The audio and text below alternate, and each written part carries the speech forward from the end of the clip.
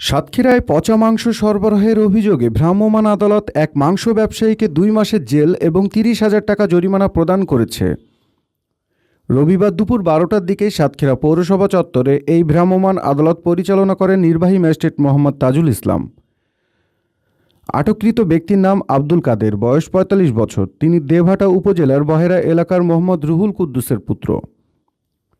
ভোক্তা অধিকার বিরোধী কার্য ও অপরাধ 45 ধারায় তাকে 2 মাসের কারাদণ্ড ও 30,000 টাকা জরিমানা উভয় দণ্ডে দণ্ডিত করা হয়।